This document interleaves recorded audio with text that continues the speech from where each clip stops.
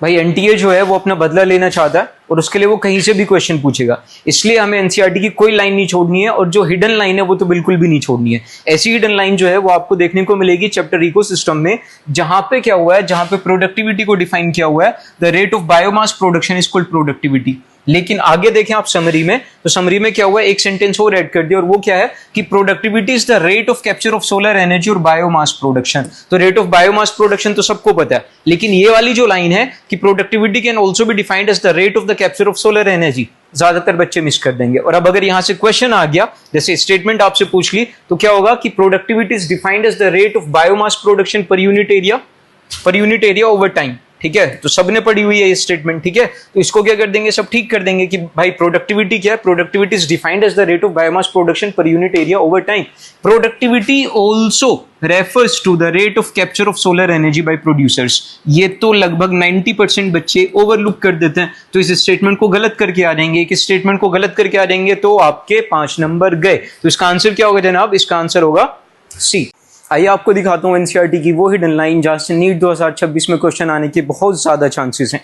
Chapter human reproduction के last topic parturition and lactation में NCERT mention करती है कि पार्चुरेशन जो है एक न्यूरो एंडोक्राइन मैकेनिज्म है, और यहाँ पे जो एंजाइम सबसे इंपॉर्टेंट रोल प्ले करता है वो है आपका ऑक्सीटोसिन। लेकिन जब आप इसी चैप्टर की समरी में जाओगे तो समरी के लास्ट पोर्शन में, लास्ट पैराग्राफ में आपको पता चलेगा कि पार्चुरेशन जो है वो एक न्यूरो एंडोक्राइन मैकेनिज्म है, जिसमें सिर्फ ऑक्सीटोसिन का नहीं बल्कि 2 हार्मोन्स का और रोल होता है, जिसमें कौन कौन आता है, कोर्टिसोल के अलावा एस्ट्रोजन, और एस्ट्रोजन के अलावा ऑक्सीटोसिन। यानी हमें जो पता था वो सिर्फ ये पता था कि पार्चुरेशन में मेन रोल जो होता है वो ऑक्सीटोसिन का होता है, लेकिन ऑक्सीटोसिन के अलावा 2 हार्मोन्स और होते हैं, कोर्टिसोल एंड एस्ट्रोजेंस। अब यहां से अगर प्रोबेबल क्वेश्चन बनेगा तो वो कौन सा बनेगा, parturition in humans is induced by a neuroendocrine mechanism involving oxytocin only, oxytocin progesterone, oxytocin estrogen cortisol, estrogen progesterone।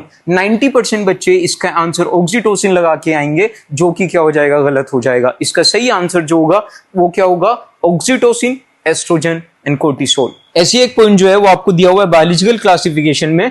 Biological classification में बताया गया कि ऑटोट्रोफिक बैक्टीरियाज जो होते हैं वो इनऑर्गेनिक सबस्ट्रेट से आपको फूड सिंथेसाइज करते हैं। फिर सेम पेज पे आपको बताया गया है कि जो आपके कीमोसिंथेटिक ऑटोट्रोफिक बैक्टीरियाज होते हैं वो इनऑर्गेनिक सब्सटेंसेस को ऑक्सीडाइज करते हैं। लेकिन जो बात नहीं बताई वो ये कि जो फोटोसिंथेटिक ऑटोट्रोफ्स होते हैं वो इनऑर्गेनिक सब्सटेंस को ऑक्सीडाइज करते हैं कि आपका रिड्यूस करते हैं। ये बात जो है ये आपको बताई गई है कहां पे, फोटोसिंथेसिस में। और फोटोसिंथेसिस में भी ओपनली नहीं बताया, ये कैसे बता दिया कि असल में जो आपके क्या होते हैं, जो पर्पल ग्रीन बैक्टीरियाज होते हैं वो क्या करते हैं, वो H2S को ऑक्सीडाइज करते हैं।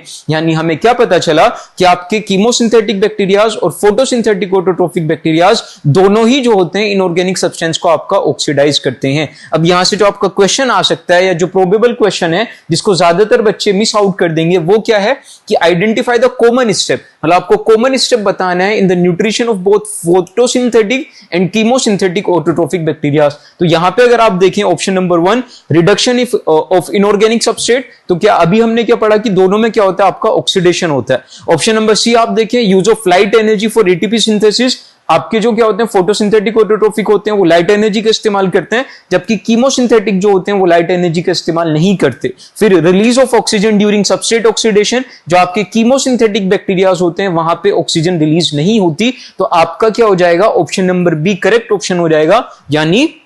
यानी आपके क्या है, photosynthetic autotroph and chemosynthetic autotroph दोनों ही क्या करते हैं, इनऑर्गेनिक सब्सटेंस का ऑक्सीडेशन करते हैं, और कपल्ड होता है ये किसके साथ, CO2 रिडक्शन के साथ। 8 क्वेश्चंस, पूरे 8 क्वेश्चंस इस बार एनटीए ने बायोलॉजी में एप्लीकेशन बेस्ड पूछे, यानी उन्होंने सीधा कॉन्सेप्ट पे क्वेश्चन नहीं पूछा, कॉन्सेप्ट बेस्ड क्वेश्चन उन्होंने फ्रेम किए। ऐसे ही एक एप्लीकेशन बेस्ड क्वेश्चन देखते हैं हम जो एनसीईआरटी की हिडन लाइन से आपको मिलेगा। चैप्टर आपका ब्रीदिंग एंड एक्सचेंज, जहां पे हमें बताया गया कि लंग जो होता है वो कवर्ड होता है डबल लेयर से, और डबल लेयर के बीच में एक फ्लूइड होता है जिसको हम क्या बोलते हैं, प्लूरल फ्लूइड बोलते हैं। और ये जो प्लूरल फ्लूइड होता है इसका काम होता है कि ये क्या करता है, फ्रिक्शन, लंग सरफेसेस के बीच में फ्रिक्शन को कम करता है। पहला काम इसका हो गया कि क्या दोनों लेयर्स के बीच में लुब्रिकेशन डेवलप करेगा। दूसरा काम यह है कि आपकी दोनों लेयर्स हैं, दोनों लेयर्स के बीच में फ्लूइड है, तो ये फ्लूइड जो होगा सरफेस टेंशन आपका डेवलप करेगा। जब सरफेस टेंशन डेवलप करेगा तो इन दोनों लेयर्स के बीच में एडिशन डेवलप होगा, जिसकी वजह से ये एक दूसरे से जुड़ी रहेंगी। अब अगर अगर किसी वजह से इस फ्लूइड के बीच में क्या आ जाती है, आपकी एयर आ जाती है, तो सरफेस टेंशन गायब हो जाएगा।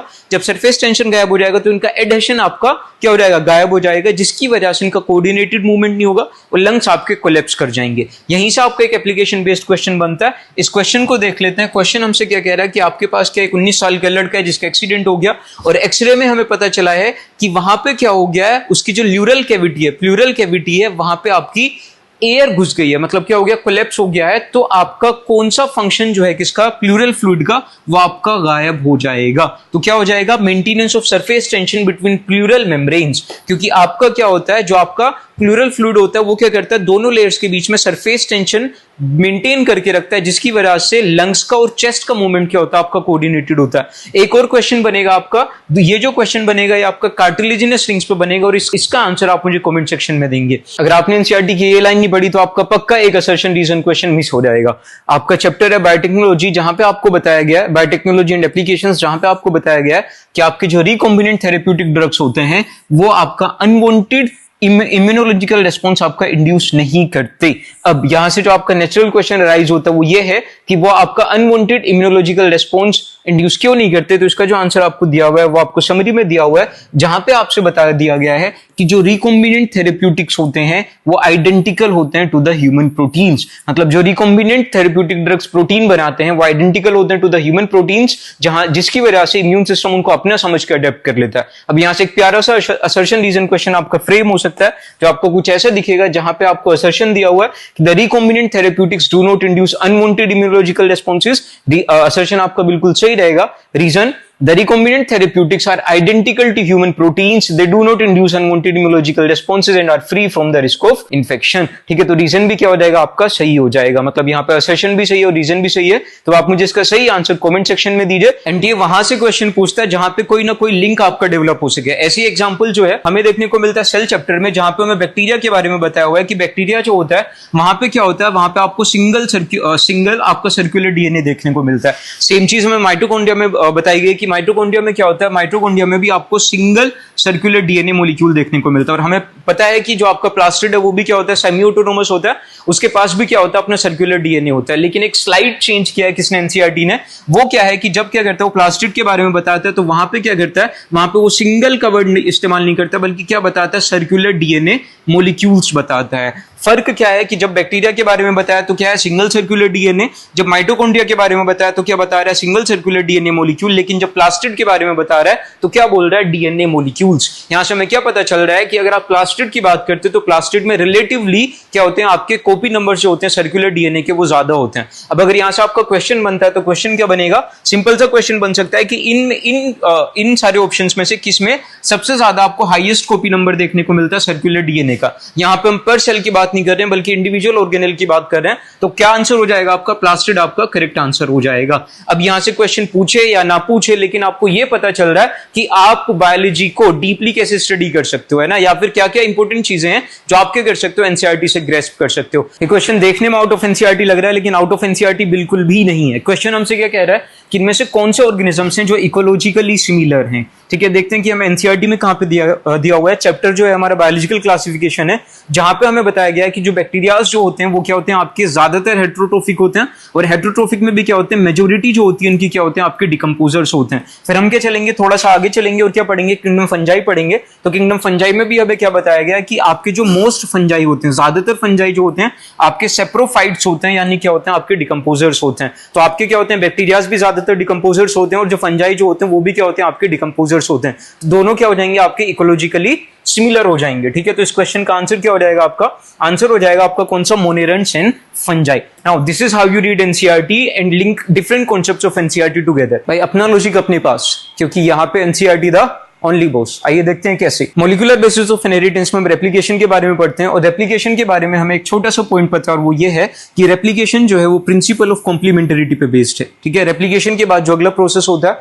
वो आपका ट्रांसक्रिप्शन है, और ट्रांसक्रिप्शन में भी जो एनसीईआरटी है वो मेंशन करती है कि इसको भी प्रिंसिपल ऑफ कॉम्प्लीमेंटरिटी आपका गवर्न करता है। तीसरा प्रोसेस जो है वो आपका होता है ट्रांसलेशन, और ट्रांसलेशन जो है वहां पे क्या होता है, जो आपकी जेनेटिक इंफॉर्मेशन होती है वो आपकी न्यूक्लिक एसिड से प्रोटीन में क्या हो रही होती है, कन्वर्ट हो रही होती है, और प्रोटीन प्रोटीन और न्यूक्लिक एसिड के बीच में कोई कॉम्प्लीमेंटरिटी एग्जिस्ट नहीं करती, यानी जो आपका प्रोसेस ऑफ ट्रांसलेशन होता है वहां पे आपका क्या है, वहां पे आपकी कोई कॉम्प्लीमेंटरिटी एग्जिस्ट नहीं करती। तो हमें क्या पता चला कि रेप्लिकेशन जो है वो प्रिंसिपल ऑफ कॉम्प्लीमेंटरिटी पे बेस्ड है, ट्रांसक्रिप्शन जो है वो भी प्रिंसिपल ऑफ कॉम्प्लीमेंटरिटी पे बेस्ड है, लेकिन ट्रांसलेशन जो है वो आपका प्रिंसिपल ऑफ कॉम्प्लीमेंटरिटी पे बेस्ड नहीं है। लेकिन एक बार हम क्या करते हैं, एनसीईआरटी की समरी चेक करते हैं। तो एनसीईआरटी की समरी जब आप देखेंगे तो वहां पे आपको देखने को मिलेगा ट्रांसलेशन के प्रोसेस में कि the genetic code is red again on the principle of complementarity. मतलब ट्रांसलेशन एज अ होल जो है वो प्रिंसिपल ऑफ कॉम्प्लीमेंटरिटी पे बेस्ड नहीं होता है, लेकिन ट्रांसलेशन का एक स्टेप जहां पे क्या होता है, टीआरएनए जो क्या करता है, जेनेटिक कोड को रीड करता है, वो प्रिंसिपल ऑफ कॉम्प्लीमेंटरिटी पे बेस्ड होता है। अब यहां से क्या होगा, एक बहुत अच्छा क्वेश्चन पूछा जा सकता है जिसको ज्यादातर बच्चे आपके गलत कर देंगे। Which of the following molecular process is are govern by the principle of complementarity? Replication only, replication transcription only, replication transcription translation, replication transcription and reading of the genetic code by the tRNA during the process of translation. Replication only गलत हो जाएगा, replication transcription translation इसको भी सब क्या कर देंगे, सब एलिमिनेट कर देंगे, और इसको भी ज्यादातर लोग क्या बताएंगे, गलत बताएंगे। लेकिन ऑप्शन नंबर डी आपका करेक्ट ऑप्शन रहेगा, क्योंकि replication and transcription as a whole process वो क्या होते हैं, प्रिंसिपल ऑफ कॉम्प्लीमेंटरिटी पे बेस्ड होते हैं। लेकिन जो आपकी रीडिंग होती है जेनेटिक कोड के बाद tRNA during the process of translation is also governed bye the principle of complementarity. AIIMS में पूछा हुआ वो क्वेश्चन है जिसको टेस्ट सीरीज में ज्यादातर बच्चों ने गलत किया है। क्वेश्चन हमसे क्या कह रहा है कि आपके पास एक बॉल है जिसको आपने क्या किया, ऊपर की तरफ फेंका है, और आपको क्या बताना है, यहाँ पे स्पीड टाइम ग्राफ बताना है। लेकिन यहाँ पे कीवर्ड है जो ज्यादातर बच्चों ने मिस कर दिया, और वो ये है कि हमने एयर रेजिस्टेंस को इग्नोर नहीं किया है। मतलब आपसे आइडियल कंडीशन नहीं बता रहे हैं, आपसे कह रहे हैं कि हमारा क्या है, एयर रेजिस्टेंस आपका रोल प्ले कर रहा है। जब एयर रेजिस्टेंस रोल प्ले करेगा और आप बॉल को ऊपर की तरफ फेंकोगे तो वहां पे क्या होगा, जब बॉल ऊपर की तरफ जा रही होगी तो नीचे की तरफ दो फोर्स आपकी एक्ट कर रही होंगी, एक ग्रेविटी और एक एयर रेजिस्टेंस। तो आपकी स्पीड लीनियरली डिक्रीज नहीं होगी बल्कि शार्पली डिक्रीज होगी। सेम केस आपको देखने को मिलेगा जब आपकी बॉडी नीचे की तरफ आ रही होगी, बॉल नीचे की तरफ आ रही होगी। अब क्या होगा, जो ग्रेविटी होगी वो स्टिल सेम डायरेक्शन में होगी, लेकिन एयर रेजिस्टेंस अब आपको ऊपर की तरफ लगेगा। तो यहां पे भी आपकी स्पीड जो है वो लीनियरली डिक्रीज नहीं करेगी। तो यहाँ पे जो ज्यादातर बच्चों ने ऑप्शन लगाया वो ऑप्शन नंबर सी है। मतलब वो क्या बता रहे हैं, सिमेट्रिक ग्राफ बता रहे हैं, लीनियर ग्राफ बता रहे हैं, ठीक है, कि आपकी स्पीड लीनियरली डिक्रीज कर रही है और फिर लीनियरली क्या कर रही है, आपको इंक्रीज कर रही है। तो आपको एक सिमेट्री मिल रही है, वी शेप्ड ग्राफ मिल रहा है, जो कि क्या हो जाएगा, बिल्कुल गलत हो जाएगा। ये ऑप्शन तब सही होता है जब आप एयर रेजिस्टेंस को इग्नोर करते हैं, लेकिन हमने एयर रेजिस्टेंस को इग्नोर नहीं किया है। तो यहाँ पे जो आपको सही ऑप्शन हो जाएगा वो ऑप्शन नंबर डी हो जाएगा। आपका क्या होगा, जो आपकी स्पीड होगी वो शार्पली आपकी क्या करेगी, डिक्रीज करेगी, और फिर शार्पली क्या करेगी, नॉन लीनियरली क्या करेगी, इंक्रीज करेगी। तो यहाँ पे क्या होगा, आपको कीवर्ड पे ध्यान देना है, और कीवर्ड से क्या होगा, आपका पूरा क्वेश्चन या क्वेश्चन का सोल्यूशन आपका चेंज हो जाएगा।